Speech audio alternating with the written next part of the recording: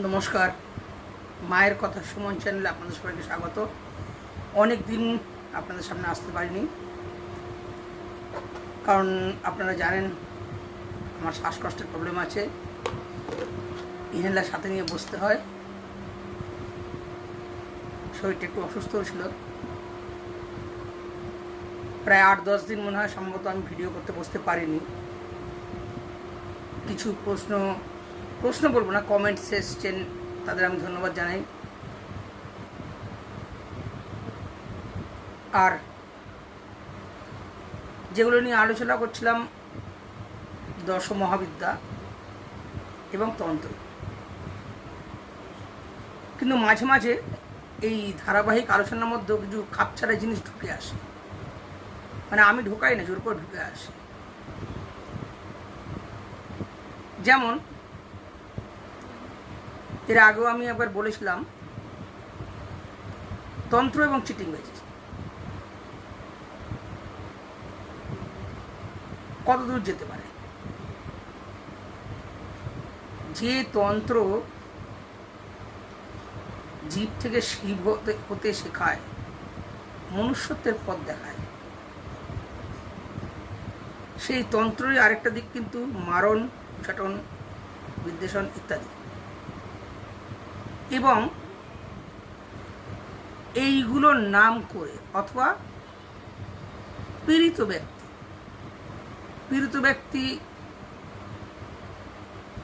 কেউ সত্যি তান্ত্রিকভাবে পীড়িত হয়েছে কিনা, অর্থাৎ তন্ত্রের মাধ্যমে কাউকে পীড়িত করা হয়েছে কিনা, সেটা কিভাবে বোঝা যাবে? প্রথম কথা, কারণ মানুষের জীবনে 3 রকমের সমস্যা আসে, 3 ধরনের। একটা হচ্ছে আধি ভৌতিক সমস্যা, একটা আধি দৈবিক সমস্যা, একটা হচ্ছে আধি বা আধ্যাত্মিক সমস্যা। তো আধি ভৌতিক সমস্যাগুলো কোনগুলো?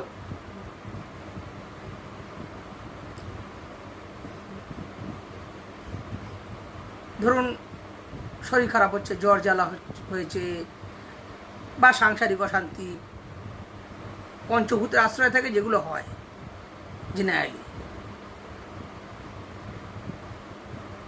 এগুলো সব আধি ভৌতিক সমস্যা। আধি দৈবিক সমস্যা কোনগুলো? যেগুলোর উপর আমাদের কোনো হাত নেই। ঝড়, বন্যা, খরা, অত্যধিক গরম, অত্যধিক ঠান্ডা। এবং এই আধি দৈবিক সমস্যার মধ্যেই একটা পার্ট হচ্ছে কাউকে মন্ত্র বা তন্ত্র দ্বারা পীড়িত করা। আধ্যাত্মিক সমস্যা আধ্যাত্মিক লেভেলে হয়, অর্থাৎ কেউ জব করছেন, দীক্ষা নিয়েছেন, জব করছেন, কিন্তু কোনো শারীরিক ট্রাবল দেখা দিচ্ছে, বা জব ঠিক মতো হচ্ছে না, এগুলো হয় আধ্যাত্মিক সমস্যা। তাই অনুরোধ করব সবাইকে ভিডিওটা স্কিপ না করে গিয়ে একটু পুরোটা দেখার চেষ্টা করবেন। অনেকদিন বাদে এসেছি, এমনিতেও আপনাদের সঙ্গে কথাবার্তা বলা হয় না। তো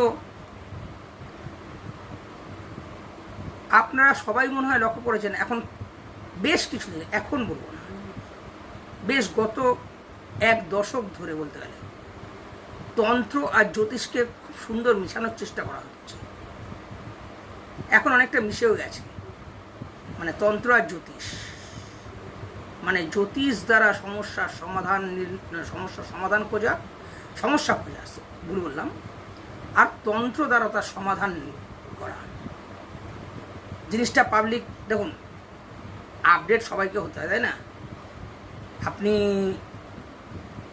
ফোনের অ্যাপগুলো রেগুলার আপডেট করেন, ফোনেও মাঝে মাঝে আপডেট ভার্সন আসে, সেটা আপডেট করতে হয়।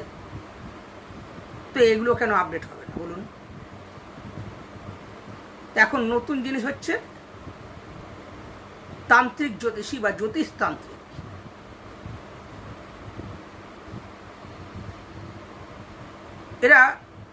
এদের বলার কায়দাগুলো এবং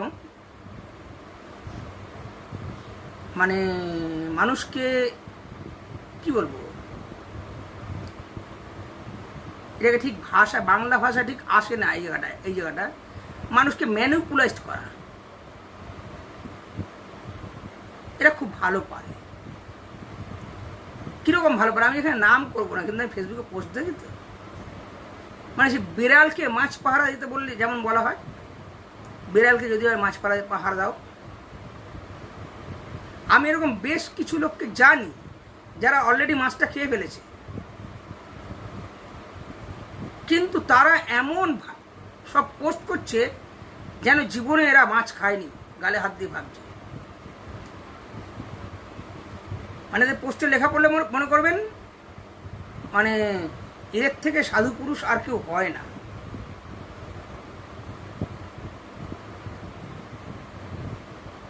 কিন্তু গ্যারান্টেড লিখে দেবো, আমার কাছে যদি আসেন আমি নাম ধরে ধরে লিখে দেবো, একবার গিয়ে ঠুকে আসুন।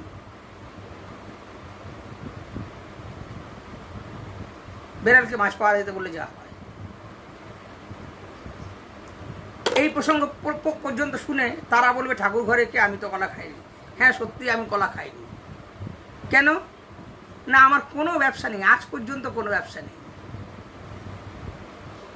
আজ পর্যন্ত কোনো ব্যবসা করে আমাকে খেতে হয় না। আমার না আছে তান্ত্রিক ক্রিয়ার ব্যবসা, না আছে আজকে তারাপীঠ, কালকে কঙ্কালীতলা, পরশু অমুক, তারপর পরশু তমুক, অমুক অমুক জায়গায় জায়গায় গিয়ে কাজ করে আসা। কারণ আমি এগুলো জানি না, পারি না, করি না। আর যদিও বা জানি, আমি করবো কেন? আমি কি ওখান থেকে টেন্ডার পেয়েছি? পাইনি।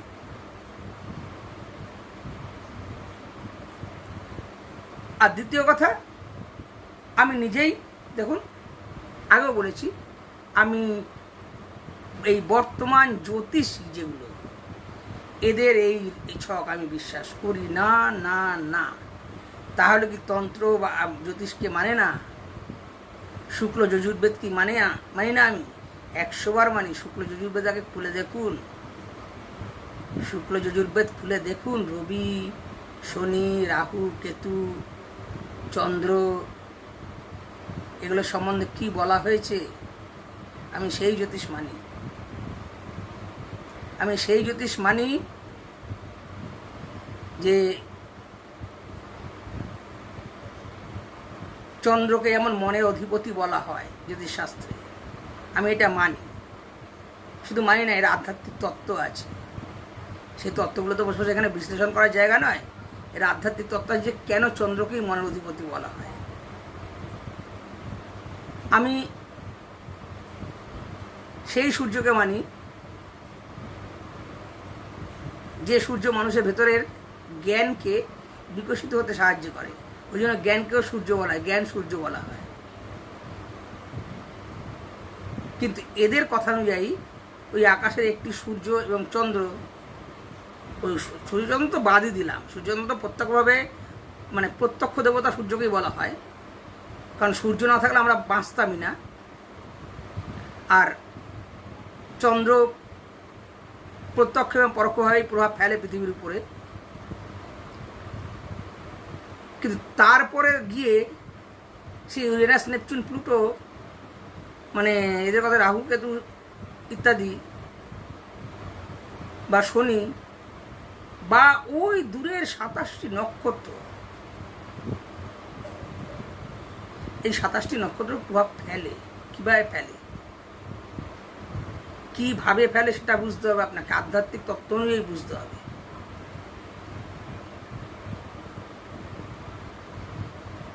সেইগুলো আমি মানি।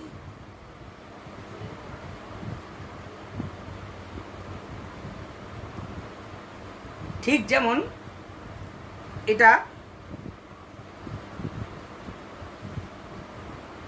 ওই তত্ত্বগুলোকে আমি মানি, আধ্যাত্মিক তত্ত্বগুলোকে আমি মানি না যে ওই আকাশের ওই শ্রবণা নক্ষত্র কি, পুষ্যা নক্ষত্র কি, জ্যেষ্ঠা নক্ষত্র কি, অমুক নক্ষত্র সে আমার উপরে এত প্রভাব ফেলেছে তাই আমার জীবনের এত ছাড়কার। তাহলে না, যদি তাই হতো তাহলে পৃথিবীতে 12 রকমের মানুষ থাকতো, মাত্র 12টা রাশি, ঠিক 12 রকমের মানুষ থাকতো। বা খুব বেশি হলে 27টা চন্দ্রকে ধরা হয় জ্যোতিষের মধ্যে, ওই 27 রকমের মানুষ থাকতো। আর বাদ বাকি মানে এত বিভিন্ন ধরনের বৈচিত্র্যময় মানুষ হতো না। যুক্তি দিয়ে বোঝার চেষ্টা করুন। শুক্ল যজুর্বেদ খুললে দেখবেন এই যে আমরা বলি রবি, এই রবি শব্দ থেকেই উর্দু ভাষায় রব শব্দটির উৎপত্তি।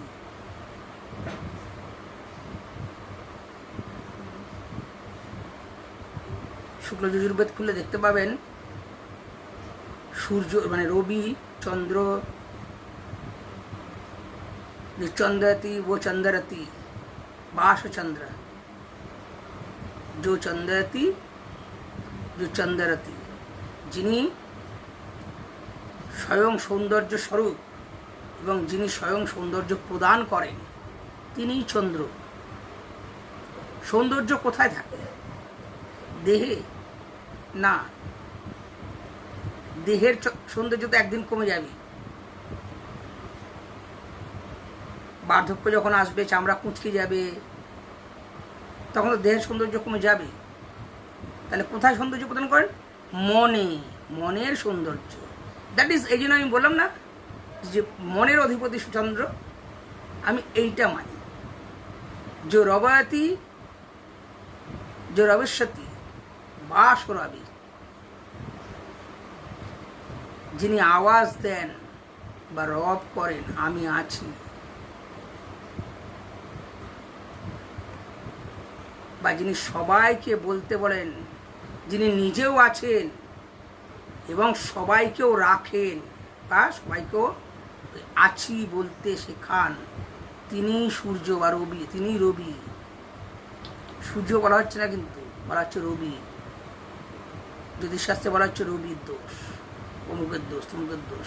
সূর্যের দোষ বলা হচ্ছে না, কারণ সূর্য শব্দটা সব অর্থ আলাদা, রবি শব্দটার অর্থ আলাদা।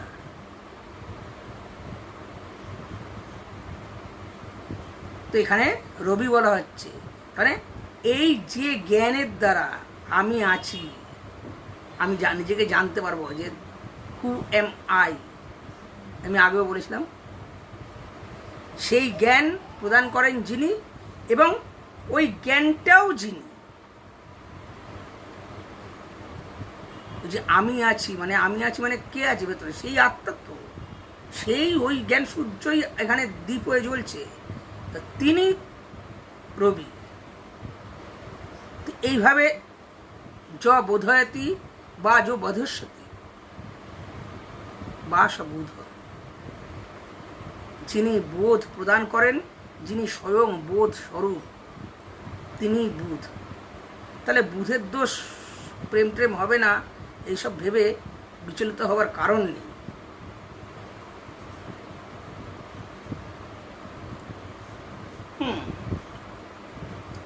যকেতাতি বা যকেতশ্চতি বা কেতু, যিনি চিকিৎসা প্রদান করেন এবং যিনি স্বয়ং চিকিৎসা স্বরূপ, তিনি কেতু। কেতুর ভয় পাওয়ার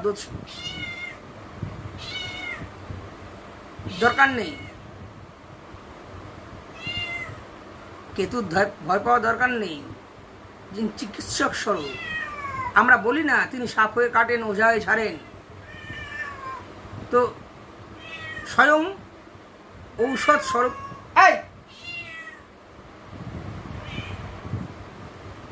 পোষা বেড়াল ঘরে রয়েছে, সুতরাং ধমক দিয়ে আসতে হলো। যাই হোক, যেটা বলছিলাম, কেতুর ভয় পাওয়ার দরকার নেই। তিনিই চিকিৎসক, তিনিই চিকিৎসা স্বরূপ, তাই তিনি কেতু। তো সবই সেই এক পরমাত্মার উদ্দেশ্যে নির্ভর করছে। এরা না আপনাকে খুব সুন্দর ব্রেন ওয়াশ করবে। কীরকম না, ঈশ্বর তো সব দেখতে পারেন না। তো যেমন বড় বড় কোম্পানিতে একজন ম্যানেজার থাকে, তার নিচে সুপারভাইজার থাকে, তার নিচে কর্মচারীরা থাকে, সেখানে ঈশ্বরের যাবতীয় কর্মগুলো এরা করে। এরা ভুলে যায় যে একই ঈশ্বরের কিন্তু বহু রূপ। বেদও তাই বলছে, উপনিষদও তাই বলছে, আমাদের তন্ত্রও তাই বলছে।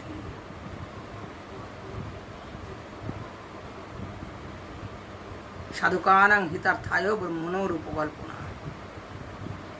এক এক জনের জন্য যেহেতু মানুষ বিভিন্ন প্রকৃতির হয়, তাই বিভিন্ন প্রকৃতির মানুষের জন্য বিভিন্ন রকম রূপ কল্পনা করা হয়েছে সেই একই ঈশ্বরের, একই পরমাত্মার।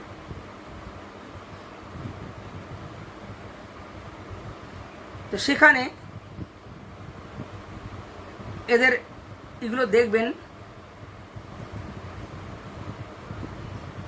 প্রথমত আপনাকে তো এই ধরনের কথাগুলো বলে আপনাকে খুব প্লিজড করে নেবে। আপনি ভাবেন না না তাহলে এটা এনার কাছে মনে হয় ঠিক পাওয়া যাবে, ঠিক মানে কাজটা পাওয়া যাবে আমার। এনারা প্রথমেই বলে নিচ্ছেন, ওই ডাক্তাররাও যেমন বলেন যে দেখুন আমার কাজটা তো আমি করে দিয়েছি, এবার উপরওয়ালার হাতে। এনারাও বলেন দেখুন কাজে কিন্তু মোটামুটি 17% কি 18% ধরে রাখতে পারেন কাজ হয় না সব কাজে।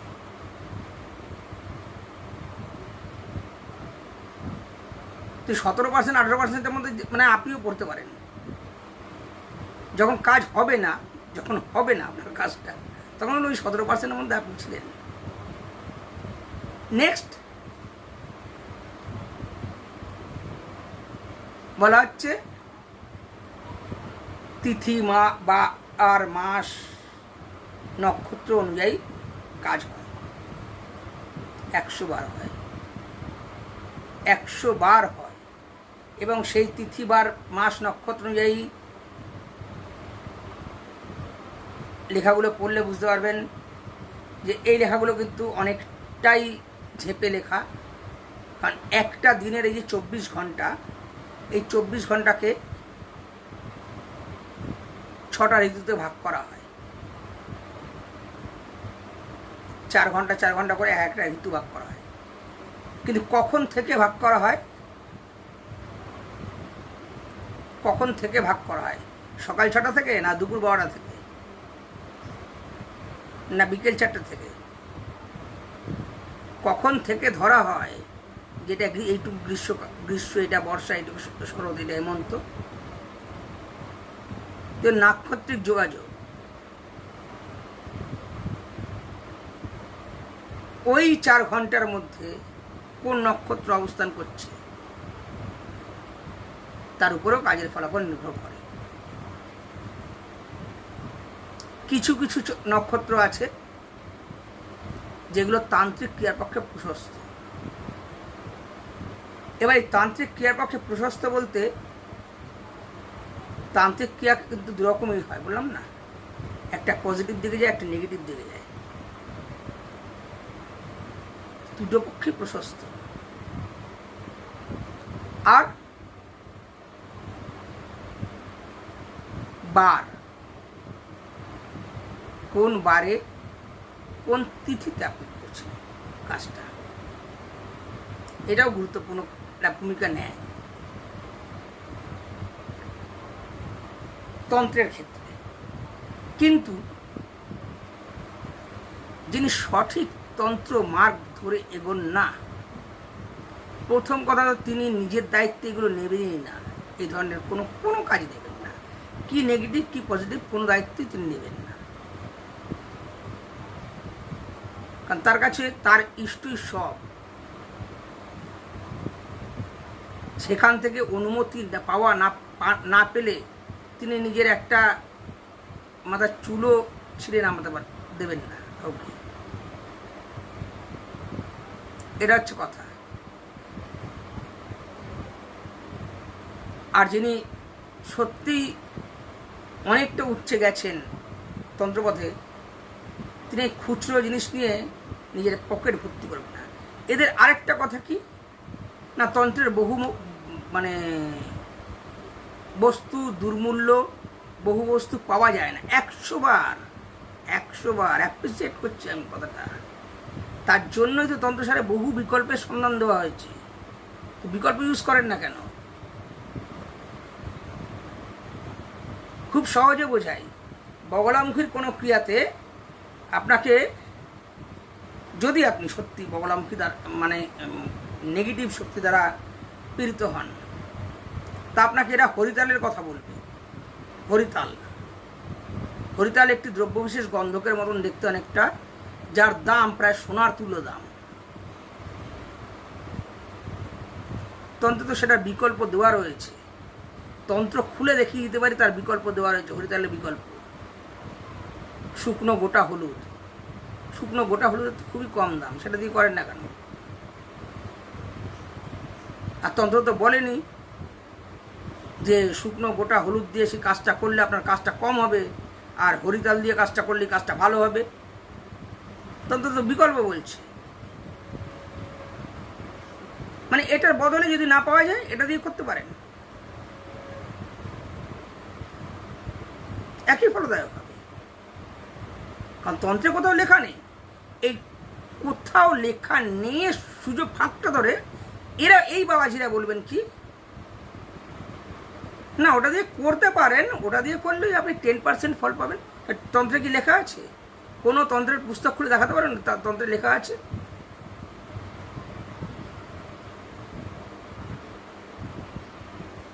তো এইভাবে চিট করা হয়, মানুষকে চিট করা হয় সোজা কথায়। দেখুন, সাধারণ মানুষ এত বোঝে না, জানেন তো, সাধারণ মানুষ এত বোঝে না। সাধারণ মানুষ তন্ত্রের বেশি গভীরে যায়ও না। সাধারণ মানুষ লাল কাপড়, গলায় 10টা রুদ্রাক্ষ মালা দেখলেই তান্ত্রিক ভেবে নেয়। তারপর যদি শোনে তার মুখে দুটো সংস্কৃত তন্ত্রের শ্লোক, বা যদি ওই সেই বলবেন কারণের বদল কোথায়, আমি বলেছিলাম কারণ লাগে, তন্ত্রে লাগে, কারণ লাগে, অবশ্যই লাগে, অবশ্যই লাগে, কিন্তু কোথায়, কখন, কি জন্য, কোথায়, কখন, কি জন্য, সেটাও তো বুঝতে হবে। বসে বসে মানে তান্ত্রিকরা পাত্র হয় বিভিন্ন রকম, জানেন তো, মানে নারকেলের মালা হচ্ছে বিশ্বামিত্র পাত্র, মরার খুলি হচ্ছে মহাপাত্র, এরকম বিভিন্ন পাত্র নিয়ে তাতে মদ ঢালছি আর খাচ্ছি, আর মাঝে মাঝে জয় তারা করে হাঁক দিচ্ছি। এটা তান্ত্রিক, এটাই তান্ত্রিকের লক্ষণ। আমার উপরে জানি আমি প্রচুর তান্ত্রিক আমার উপর ক্ষেপে রয়েছে, প্রচুর। মানে তারা এতটাই আমার উপর ক্ষেপে রয়েছে, আমাকে সামনে পেলে কাঁচা চিবিয়ে ফেলবে তারা, কারণ তাদের এই সবগুলো নিয়ে আমি প্রশ্ন করি তো।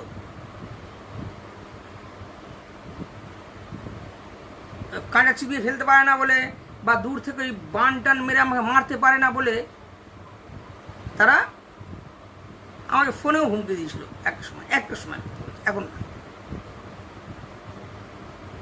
আরেকটা শুনবেন, রহস্য পূজা।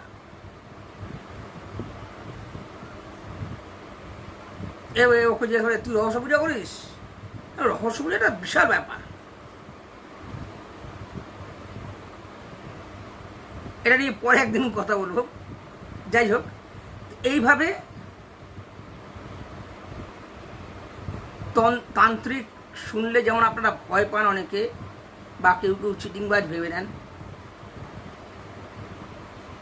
আমি বলবো তান্ত্রিক দেখলেন দূরে থাকে ভালো। কারণ কে ভালো কে মন্দ তা আপনি বুঝবেন না, আমিও বুঝবো না। তার থেকে ভাই দূরে থাকা ভালো, তাদের থেকে। কারণ তন্ত্রে বহু জিনিস আছে যেগুলো দিয়ে খুব সহজেই মানুষের জীবনে অশান্তি ডেকে আনা যায়। আমি আগেও বলেছি এই জিনিসগুলো।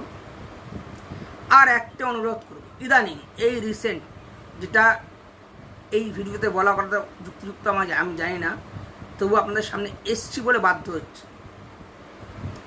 একটা নারকীয় দুর্ঘটনা, নারকীয় নৃশংসতম ঘটনা, দুর্ঘটনা বলবো না, ঘটনা ঘটেছে আরজিকর মেডিকেল কলেজে। আমাদের একটি বোনকে নৃশংসভাবে অত্যাচার করে তাকে খুন করা হয়েছে, সবাই জানেন। তাই নিয়ে আন্দোলন চলবে যতক্ষণ না বোনটির পক্ষে আমরা বিচার পাচ্ছি, ন্যায় বিচার পাচ্ছি। কিন্তু এর মধ্যে কিছু সুযোগ সন্ধানী মানুষ ধুয়ো তুলেছে দুর্গাপূজা বন্ধ করে দেওয়া হোক এবছর। কেন রে ভাই, কেন দুর্গাপুজো কেন বন্ধ হবে? হ্যাঁ, অবশ্যই আমি থিমের পুজো, ডিমের পুজো, সিমের পুজো এইসবের বিরোধী, 100 বার বিরোধী। কিন্তু সাবেকিয়ানা দুর্গাপুজো কেন বন্ধ হবে? অনেক বলছে আমি দুর্গাপুজোর জৌলুস কমানো হোক। হ্যাঁ, আপনার রাস্তাঘাটে যে আলো টালো দিয়ে প্যান্ডেল করেন সেই জৌলুস কমান, কিন্তু মনে রাখবেন দুর্গা পুজো হচ্ছে রাজসিকতার পুজো। মায়ের এই দুর্গা রূপটি হচ্ছে মহালক্ষ্মী রূপ। দুর্গা পুজো হচ্ছে রাজসিকতার পুজো। দুর্গা পুজোর আয়োজনে, পুজোর আয়োজনে যেন নমো নমো না করা হয়।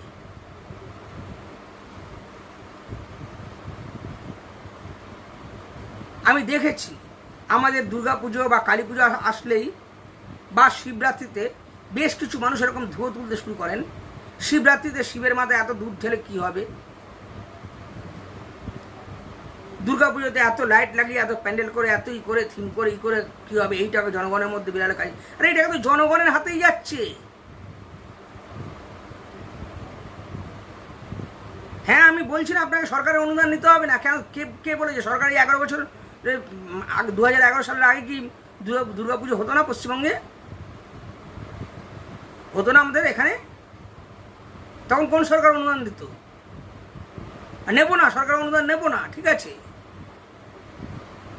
কিন্তু পুজো বন্ধ করতে যাবো কোন দুঃখে? আর পুজোর সঙ্গে সমস্ত শ্রেণীর মানুষ জড়িয়ে থাকেন।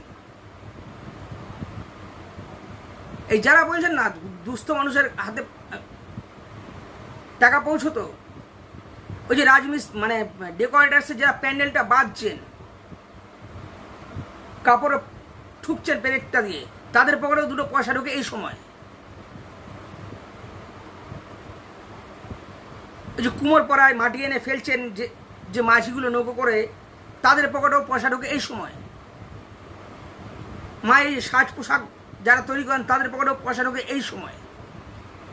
সমাজের অন্তজ শ্রেণী যারা সারা বছর যাদের হাতে পয়সা দেখে না, তারা এই সময় পয়সার মুখ দেখতে পায়। সেখানে পুজো বন্ধ করে দিন। আরে ভাই, কেন রে?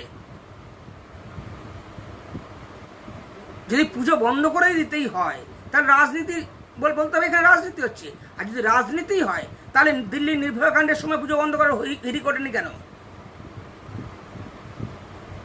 বলে ওরা দিল্লিতে হয়েছিল, তাই না? আচ্ছা, এখানে যখন বরুণ বিশ্বাসকে সুদিয়াতে খুন করা হলো তখন পুজো বন্ধ করা হিড়ি ওঠেনি কেন? যখন রিজওয়ানুর রহমানকে মৃত পাওয়া গেল, যেটা খুন না আত্মহত্যা এখনো পর্যন্ত সলভ হলো না, তখন পুজো বন্ধ করা হিড়ি করেনি কেন? তাই দয়া করে বলছি, রাজনীতির ফাঁদে পা দেবেন না। আমি অনেকবার বলেছিলাম যে তিলোত্তমা আমার বোন, আমার মেয়ে, তার উপরে অত্যাচারের, নৃশংস অত্যাচারের আমি বিচার চাই। হ্যাঁ, এ প্রসঙ্গে খুব ছোট্ট করে একটু বলি। মিছিল আজকে প্রতিবাদ কিন্তু ভ্রষ্ট রাস্তায় হাঁটতে শুরু করে দিয়েছে। কারণ মিছিলে যারা সংযুক্ত হচ্ছে তারা অ্যাকচুয়ালি তিলোত্তমার বিচারের জন্য হাঁটছে না। তারা কেউ হাঁটছে হুজুগে, কেউ হাঁটছে ধান্দায়। গত শুক্রবারের ঘটনা, আমি এখানে ছিলাম না, আমি শিয়ালদা গেছিলাম আমার শ্বশুরবাড়ি। তো সন্ধেবেলা আমি স্ত্রীকে নিয়ে কলেজ স্ট্রিট পাড়ায় যাই। তো কলেজ স্ট্রিটে ওখান দিয়ে একটি মিছিল যাচ্ছিল, মোমবাতি জ্বালিয়ে, মশাল জ্বালিয়ে। তো আমরা যথারীতি দাঁড়িয়ে পড়ি, মিছিল পাস করে বেরিয়ে চলে যাই। মিছিলের থেকে কিছু ছেলে, ইয়াং ছেলে, 24-25 বছর বয়স, মাথায় ঝাঁকড়া চুল, মানে কোকড়ানো, মানে আমার মতন নয়, কোকড়ানো চুল, মানে স্টাইলিশ পিঠে একটা ব্যাগ এরকম হয়ে, এবার আমার স্ত্রী বললো কফি হাউস যাবে। আমি জীবনে কফি হাউসে যাইনি সত্যি কথা বলতে। তাহলে চলো ঢুকি। কফি হাউসে ঢুকলাম। কফি হাউসে ঢুকতে ঢুকতে এবার আমাদের তখন দেরি হয়ে গেছে, 8টায় কফি হাউস বন্ধ হয়ে যায়। তো আমরা অলরেডি ঢুকে দেখি কফি হাউস বন্ধ হয়ে যাচ্ছে, মানে ঝাড়পোছ চলছে। যাই হোক আমাদের আর কফি খাওয়া হলো না, পরে একদিন গিয়ে কফি খেয়ে আসবো। নিচে নামলাম, ওই 4-5টি ছেলে যারা মিছিলে ছিল তারা নিজেদের মধ্যে আলোচনা করছে। আমি এখানে আলোচনাটা বলতে পারবো না, কারণ তাহলে ওই 2 অক্ষর 4 অক্ষরগুলো যোগ করতে হবে সাথে সাথে। হ্যাঁ হ্যাঁ একদম জি। এই চ, এই জন্য তোকে বললাম না আমার মাল খেয়ে আসি। হ্যাঁ অনেকক্ষণ হেঁটে গেছে, অনেকক্ষণ মিছিলে হাঁটিয়ে মাল খাওয়া দিয়ে আজকে মাল খাওয়া দিয়ে হবে।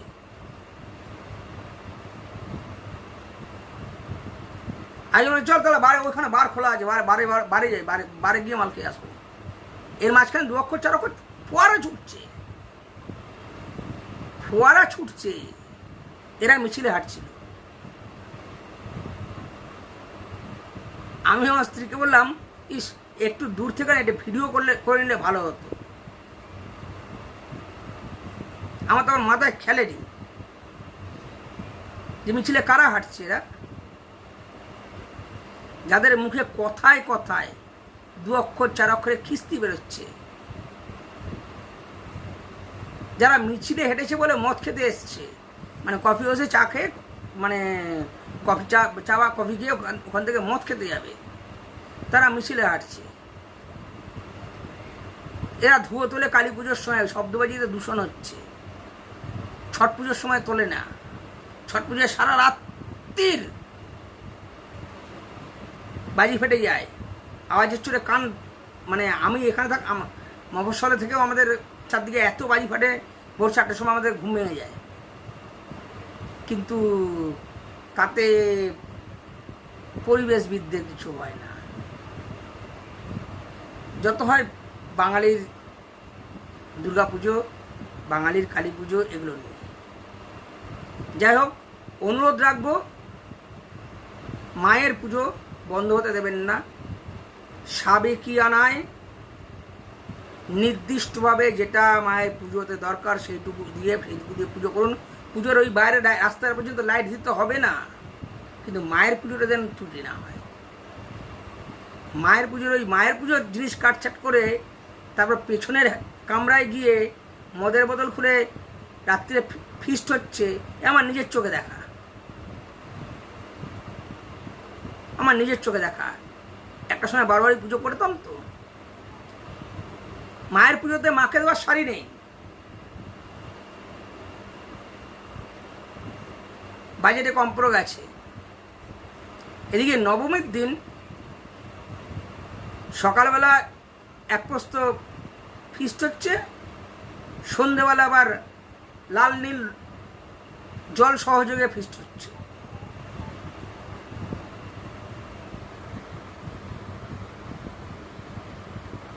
এগুলো বন্ধ, অবশ্য বলবো এগুলো বন্ধ। পুজো বন্ধ হবে কেন? আর পুজো বন্ধের থোপটাই বা তুলবেন কেন? কারা আপনারা? মুসলমান? তাহলে মুসলিমদের মহরম বন্ধ করতে বলুন না। এই কিছুদিন আগে পর্যন্ত বিজয়া দশমী আর মহরম একই সঙ্গে পড়তো, এবারে মনে হয় মহরমটা আগে পড়ে গেছে, অনেক আগে চলে গেছে। মহরমটা বন্ধ করতে বলুন না,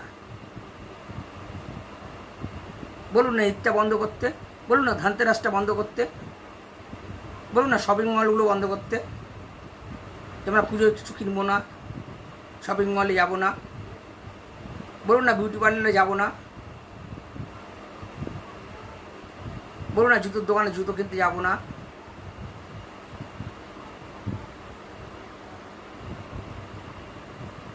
কারা আপনারা যারা এরকম ধুয়ো তুলছেন? আপনি শপিং মল থেকে জামা কাপড় নাই কিনতে পারেন, পাড়ার দোকানটা থেকে কিনুন না। যাই হোক, এভাবে কথা বাড়ালে না, বিতর্ক বাড়ালে বিতর্ক বাড়বে। আমি আজকে তন্ত্র আর চিটিংবাজি এই নিয়ে কটা কথা বললাম।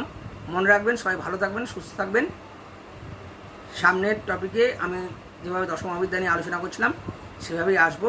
দশম মহাবিদ্যা নিয়ে আলোচনায় সবাই সুস্থ থাকুন, ভালো থাকুন, নমস্কার।